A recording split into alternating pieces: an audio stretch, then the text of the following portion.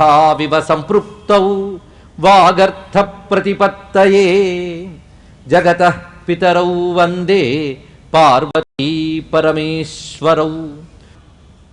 నారాయణ సమారంభాం వ్యాసశంకర మధ్యమాం అస్మదాచార్య పర్యంతాం వందే గురు పరంపరాం. కృష్ణుడు అంటున్నాడు, దుర్మార్గులైన దుర్యోధనుడు, కర్ణుడు, శకుని, దుశ్శాసనం రక్తాన్ని ఈ నేల తాగుతుంది అన్నట్టు ఇక్కడ. అంటే వాళ్ళు సంహరింపబడతారు. యుద్ధంలో నేను ఆ నలుగురిని చంపి వాళ్ళని సమర్థించే వాళ్ళందరినీ కూడా సంహరించి ధర్మరాజుని రాజ్యాభిషిక్తుని చేద్దాం. ఇది సనాతన ధర్మం. ఎందుకంటే ఇతరుల్ని మోసగించి హింసించేవాడిని సంహరించడం సనాతన ధర్మం గనక నేను నా వాళ్ళందరితో వెళ్ళి ఆ పని చేస్తానన్నట్టు ఉగ్రంగా. అది ఎలా ఉన్నదంటే మళ్ళీ ఒక మహాసుదర్శన చక్రం తీసి విజృంభిస్తున్న వాళ్ళ కనబడగానే వణికిపోయారు పాండవులు కృష్ణుని యొక్క ఉగ్రమూర్తిని చూస్తూ. వెంటనే అర్జునుడు పాదాల మీద పడి ఒక అద్భుతమైన స్తోత్రం చేస్తాడు.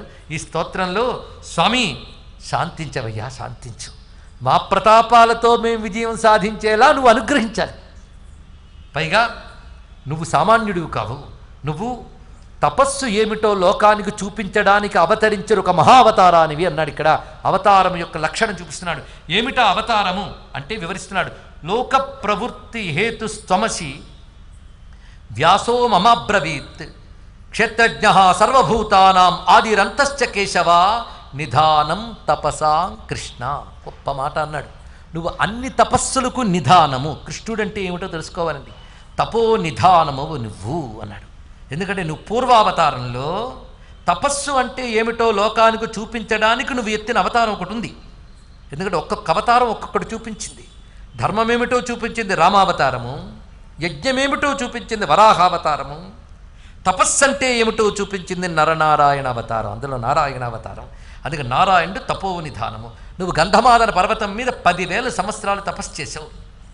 ఆ తర్వాత 11,000 సంవత్సరాలు పుష్కర తీర్థంలో తపస్సు చేసావు. ఇవి జాగ్రత్తగా ఊరికి లెక్కలు గుర్తుపెట్టుకోవడం కాదు, తపస్సే నారాయణుడు అని తెలుసుకోవడం ఇక్కడ. పైగా నారాయణ నమస్కరిస్తున్న జాతి భారత జాతి. ధర్మాలకి జ్ఞానానికి రక్ష నరనారాయణులు. అందుకే వాళ్ళని ఎల్లవేళలా మనం స్మరించుకోవాలి. అందుకే నారాయణుడు 11,000 సంవత్సరాలు పుష్కర తీర్థంలో తపస్సు చేసావు నువ్వు. అలాగే బదరికాశ్రమంలో విశాలాక్షేత్రం, అది బదరి విశాల్ అంటారు కదండి, విశాలాక్షేత్రమైన బదరికాశ్రమంలో ఒక్క పాదం మీద నిలబడి 2 బాహువులు పైకి ఎత్తి కేవలం వాయుభక్షణతో 100 ఏళ్ళు తపస్సు చేసావు. పరమ పావనమైన సరస్వతి నదీ తీరంలో 12 సంవత్సరాల సత్రయాగంలో నువ్వు ఉగ్రమైన తపస్సును ఆచరించావు. అదేవిధంగా ప్రభాస తీర్థంలో తపస్సు చేసావు. ఇన్ని చెప్పాడంటే తపస్సుననే దాన్ని తాను ఆచరించి ఆ తపస్సుని ప్రతిష్ఠించి ఆ తపస్సు ద్వారా లోకరక్షణ చెయ్యడానికి అవతరించిన ఆనాటి నారాయణుడివే ఓ కృష్ణ నువ్వు అన్నాడు ఇక్కడ. నారాయణ అవతారం నువ్వు, ఆది ఋషివు నువ్వు, నీకు ఆద్యంతము లేనివాడువు, క్షేత్రజ్ఞుడు నువ్వు అంటూ ఆయన యొక్క విశ్వరూప వర్ణన కూడా ఇక్కడ చేయడం జరుగుతున్నది అని చెప్తూ, నువ్వు అనేక మంది విప్రులతో కలిసి కైలాస పర్వతంలో చాలా కాలం అక్కడ వసించేవయ్యా అని చెప్పగానే కృష్ణుడు శాంతించి అర్జునుడిని దగ్గరికి తీసుకుని ఒక మాట అంటున్నట్ట. నీకు నాకు భేదం లేదయ్యా, మమైవత్వం తవైవాహం ఏ మదీయాస్తవైవతే యస్త్వాన్ ద్వేష్టి సమాన్ ద్వేష్టి యస్త్వామను సమామను. నువ్వే నేను, నేనే నువ్వు, నీకు నాకు భేదం లేదు. ఇది నిజానికి నారాయణం నమస్కృత్య దేవీం సరస్వతిం అనే దానికి నీలకంఠ దీక్షితుల వారి వ్యాఖ్యానం రాస్తూ నర అనగా త్వంపదవాచ్యం, నారాయణ అనగా తత్పదవాచ్యం. ఈ 2 అసి, తత్వమసి అనేదే దేవీ సరస్వతి అనగా దివ్యవాక్కు మహావాక్యం. ఆ మహావాక్యమే అందులో చెప్పబడింది అన్నాడు ఇక్కడ. అందుకే నరనారాయణులు అనే తత్వమసి మహావాక్యార్థమని నీలకంఠ దీక్షితులు వారు వ్యాఖ్యానిస్తూ భారతానికి మొదట ఇది ప్రతిపాదింపబడింది అంటే అర్థం భారతం అద్వైత మార్గమైన వేదాంతాన్ని చెప్పడానికి ఉద్భవించింది అని ప్రతిపాదన చేశారండి నీలకంఠ దీక్షితుల వారు. కాదనడానికి మనం చెప్పడానికి ఎవరు? ఎందుకంటే వేదాంతానికి పరమ ప్రామాణికమై ఉపనిషత్తుల బ్రహ్మసూత్రముల సారమైన భగవద్గీత ఏ భారతంలో పుట్టిందో ఆ భారతం వేదాంతం కాక ఇంకేమి చెప్పడానికి పుడుతుందో చెప్పండి ఇక్కడ. అందుకు ఆ మాటలు మనం ఇక్కడ చూసుకుంటే త్వమేవాహం అనే మాటలో కనబడుతున్న అంతరార్థం కూడా ఇక్కడ మనం గమనించుకోవచ్చు. నువ్వు నేను, నేనే నువ్వు. నిన్ను ద్వేషించేవాడు నన్ను ద్వేషించినట్లే, నిన్ను ప్రేమించేవాడు నన్ను ప్రేమించినట్లే. నన్ను నారాయణుడు నారాయణుడు అన్నావే, నువ్వెవడో చెప్తున్నాను విను. నరస్త్వమసి దుర్ధర్ష హరిర్నారాయణోహ్యహం. నువ్వు నరుడివి, నేను నారాయణ్ణి. కాలే లోకమిమం ప్రాప్తౌ నరనారాయణ ఋషి.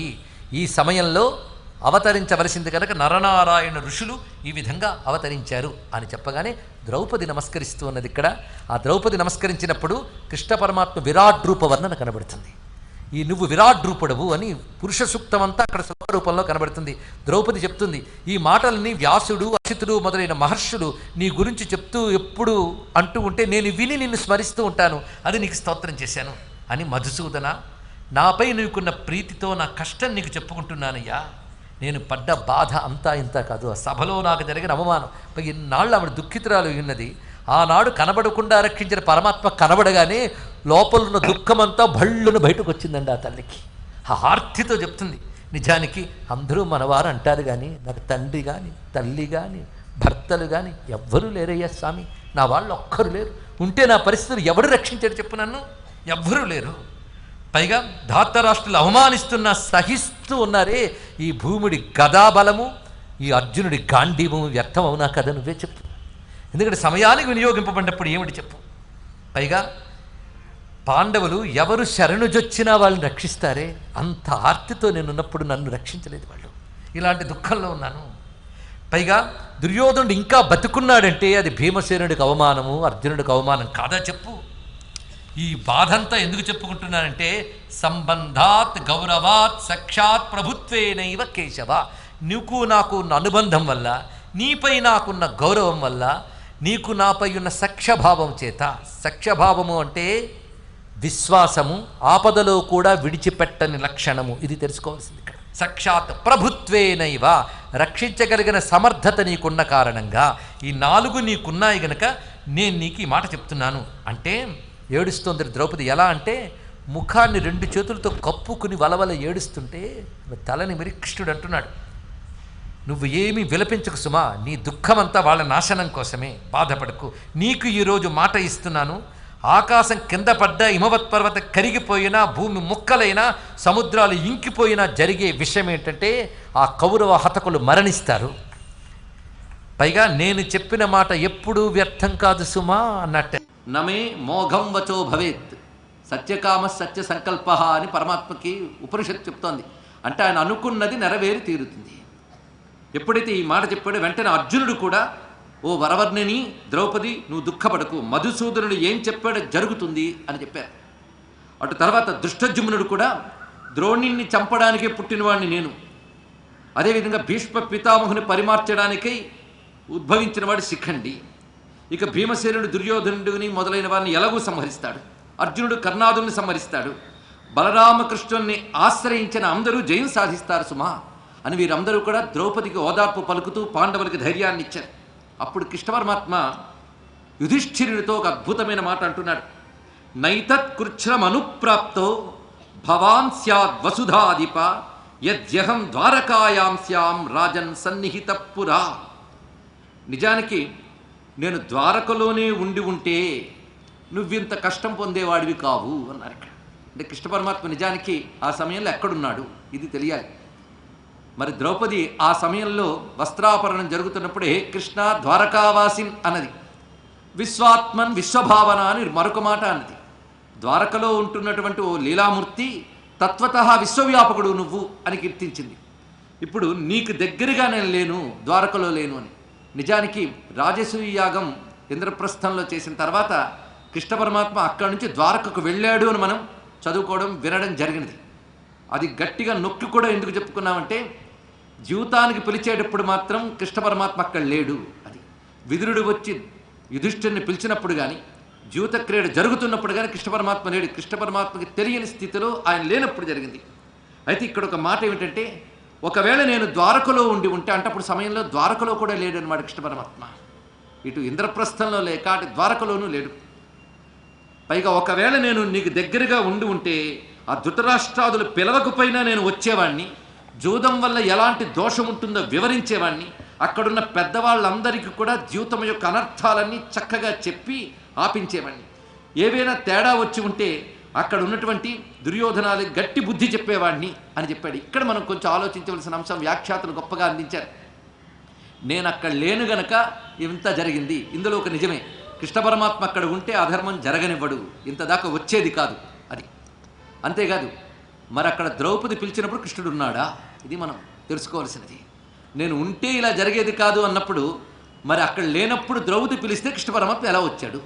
ఇక్కడ మనం కృష్ణుని యొక్క మాటలో ఉన్న అర్థం ఏంటంటే ఉండడం అంటే అర్థం వ్యక్తిగతంగా ఆయన ఉండడం కాదు.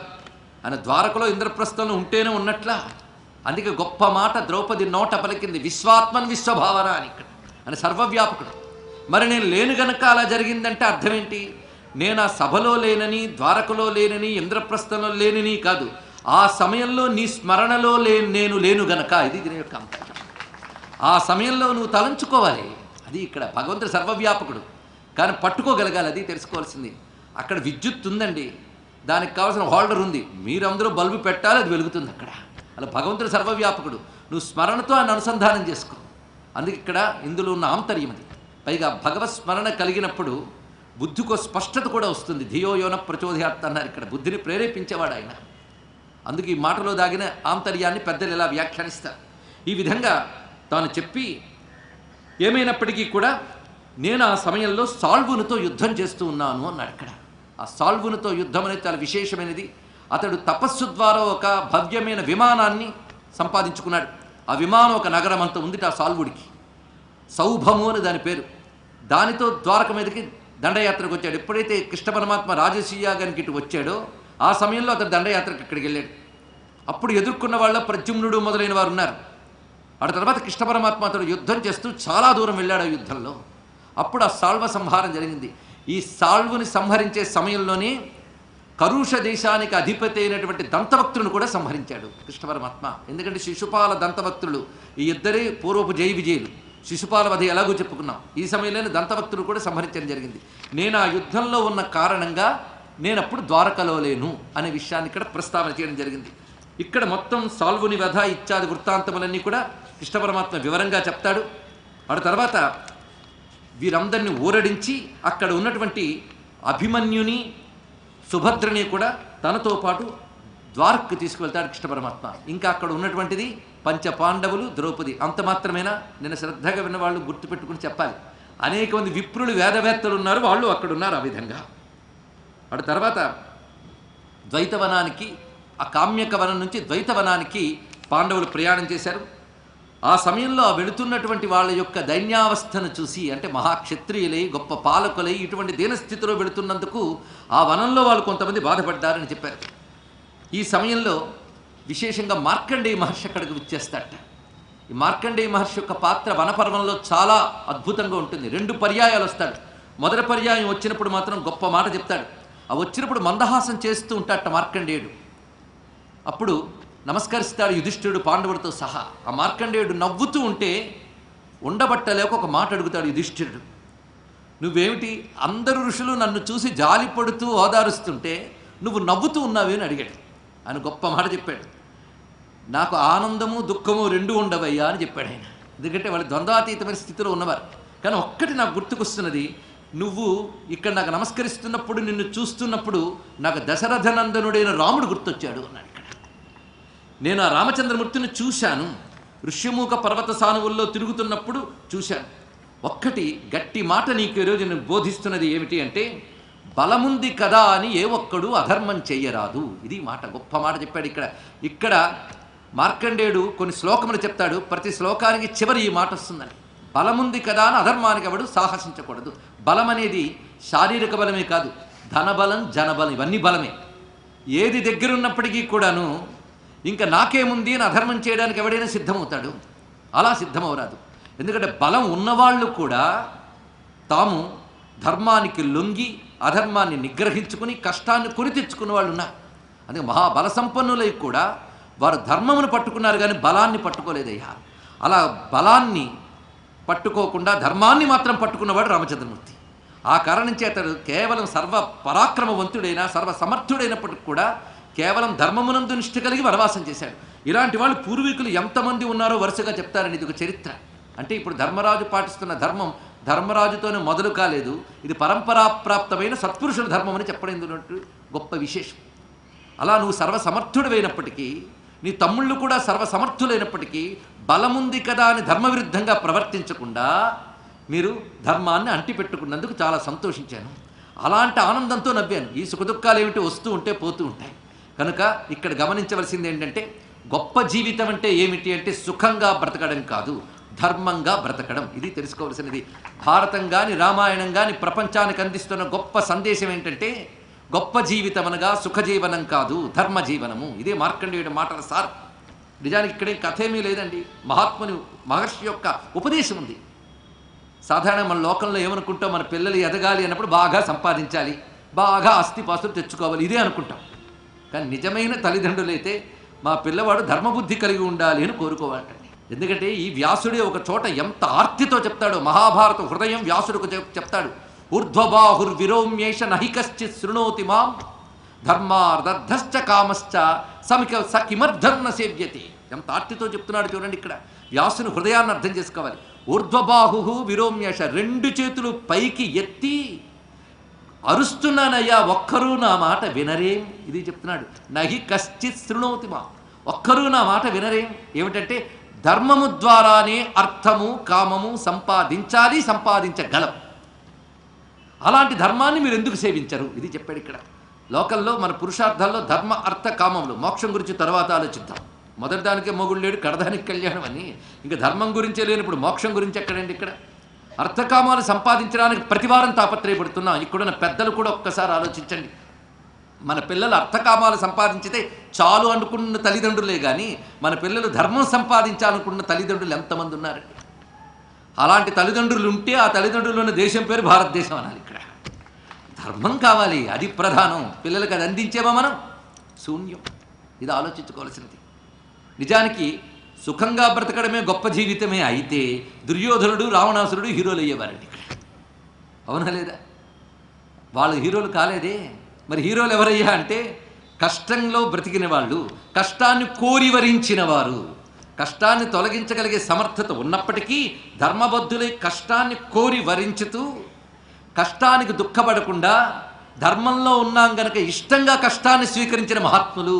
ఇలాంటి భారతీయ వ్యక్తిత్వం, ఆదర్శ పురుషుల వ్యక్తిత్వం అర్థం చేసుకోవడానికి ఇతర సంస్కృతులు తలకిందులుగా తపస్సు చేస్తే కొన్నేళ్ల తర్వాత అర్థం చేసుకుంటాయండి ఇక్కడ. అందుకు ధర్మంగా బ్రతకడమే గొప్ప జీవితం. ఇది భారతం ఇస్తున్న సారం. అందుకు ఈ భౌతికమైన జనబలాలు చూసి విర్రవీగి అధర్మం వైపు వెళ్ళరాదు. ఈ విషయాన్ని చెప్పి మార్కండేయుడు అక్కడి నుంచి నిష్క్రమించాడు. ఆడు తర్వాత కృష్ణ పరమాత్మ కూడా వెళ్ళిపోయాడు. మార్కండేయుడు వచ్చి చెప్పి వెళ్ళాడు. ఆ కూర్చుని కబుర్లు ఆడుకుంటున్నట్ట ద్రౌపది, యుధిష్ఠిరుడు, ధర్మరాజు మొదలైన వారు. ముందుగా ద్రౌపది మాట్లాడుతుంది. ఇది అద్భుతమైన సన్నివేశం అండి. స్వామి వివేకానంద భారతీయ సంస్కృతిలో కర్మయోగ, జ్ఞానయోగ, భక్తి యోగాన్ని సమన్వయించడానికి విదేశాల్లో ఈ వృత్తాంతాన్ని ఉటంకించాడు. దీన్ని బట్టి వివేకానంద తన 32 ఏళ్లకే అటు రామాయణాన్ని, ఇటు భారతాన్ని, బ్రహ్మసూత్రాల్ని, వేదాంతాల్ని ఎంత ఔపోసన పట్టి వాటి గురించి జాడ కూడా తెలియని వాళ్ళకి అక్కడ చెప్పాడో ఒక్కసారి నేర్చుకోండి. కనుక వేదాంత విద్య, భారత విద్య అనేది 60 ఏళ్ల తర్వాత విద్య కాదు, 30 ఏళ్ల లోపల విద్య అని వివేకానంద మాట ద్వారా మనం తెలుసుకుంటే చాలు. మహానుభావుడు అక్కడ చెప్పినటువంటి అంశం ఈ సన్నివేశంలో ఉన్నది. ఒక్కసారి ద్రౌపది ధర్మరాజును గమనిస్తున్నది. కొన్ని రోజులైందండి వాళ్ళు అక్కడికి చేరి. గమనిస్తూ దుఃఖితురాలే అంటోంది, మహారాజా, నువ్వు రాజసూయ యాగం చేసినప్పుడు నీ దగ్గర ఎన్ని సంపదలు ఉన్నాయి, సమస్తంగా భూమిలో ఉన్నటువంటి రాజులందరూ నిన్ను ఎలా శరణు వేడారు, నీ యొక్క సార్వభౌమత్వాన్ని ఎలా అంగీకరించారో నేను కళ్ళారా చూశాను. నేను నీ ఇంటికి వచ్చిన దగ్గర నుంచి గమనిస్తున్నది ఏంటంటే రాజోచితమైన సర్వభోగములు నీకు స్వతసిద్ధంగా వచ్చాయి. అలాగ నువ్వు హంసతూలికా తల్పాలపై నిద్రించినటువంటి నిన్ను ఇప్పుడు ఇలాగ ఈ కటిక నేల శయ్యలపై చూస్తూ ఉంటే తట్టుకోలేకపోతున్నాను సుమా. ఇంద్రప్రస్థంలో రాజులందరి సమక్షంలో గౌరవాలంది నువ్వు ఇక్కడ ఏమీ లేని వాళ్ళు ఇలా దారిద్ర్యంగా ఉంటే భరించలేకపోతున్నాను. సర్వసమర్థులైనటువంటి భీమసేనుడు, అర్జునుడు కూడా ఏమి చేత కాని వాళ్ళలాగా ఇక్కడ ఒక ఆటవికుల వలె తిరుగుతూ ఉంటే తట్టుకోలేకపోతున్నాను. అసలు నీ కోపం అనేది రాదా అని అడిగింది. ఇక్కడ చాలా గొప్ప మాట అనేది. కోపం లేకపోతే ఇంకెందుకయ్యా అన్నది. కోపం అనేది కలగాలి. అధర్మం విర్రవీగుతున్నప్పుడు ధర్మానికి అధర్మంపై ఆగ్రహం కలగాలి.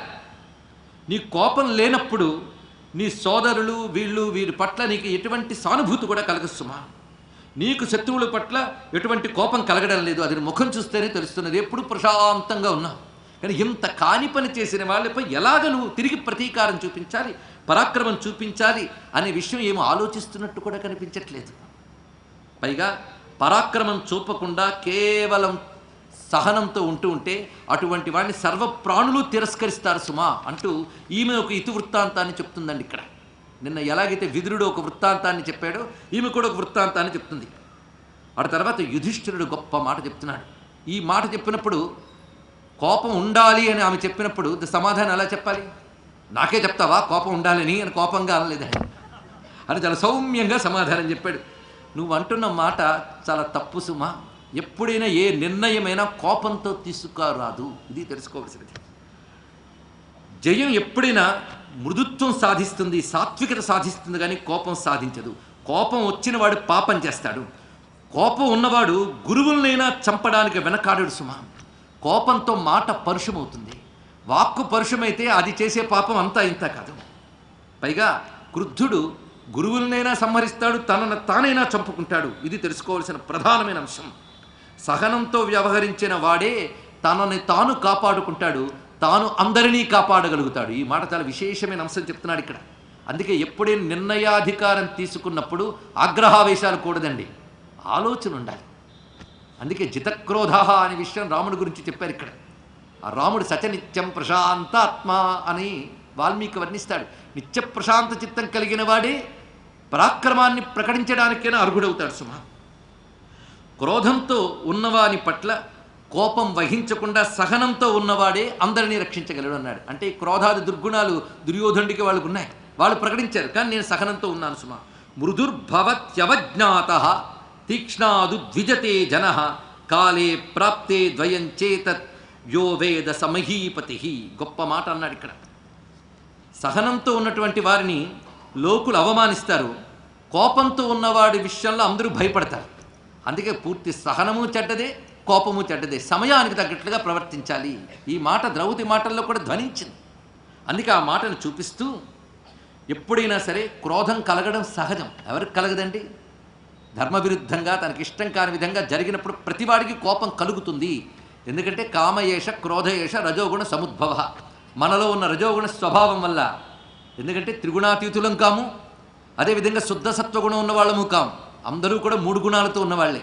వాళ్ళ రజోగుణం ఉన్నప్పుడు తాను అనుకున్న దానికి విరుద్ధంగా ఏమాత్రం జరిగినా క్రోధం కలగడం సహజం. క్రోధాన్ని పూర్తిగా జయించిన వాళ్ళు ఎవరో యోగీశ్వరుడు, జితేంద్రియులు ఉంటారు. కానీ ధర్మ మార్గంలో ఉన్నవాడు కోపం కలిగిన వెంటనే తన ప్రజ్ఞతో దాన్ని తొలగించుకోవాలి అన్నారు ఇక్కడ. కోపం కలగడం సహజంగానే ప్రజ్ఞతో నిగ్రహించుకోవాలి. అందుకే నిర్మూలించలేకపోతే నిగ్రహించడమేనా చేతనవాలయ్యా అని చెప్తున్నాడు ఇక్కడ. ఎవరైతే ప్రజ్ఞతో క్రోధాన్ని నిగ్రహిస్తారో వారిని తేజస్వి అంటారు. ఇవన్నీ కూడా మనం గుర్తుపెట్టుకోవలసిన గొప్ప మాటలు. రేపు పొద్దున కోపం వచ్చినప్పుడైనా ఈ మాట గుర్తు తెచ్చుకుంటే తేజస్విగా జీవించవచ్చు మనకి.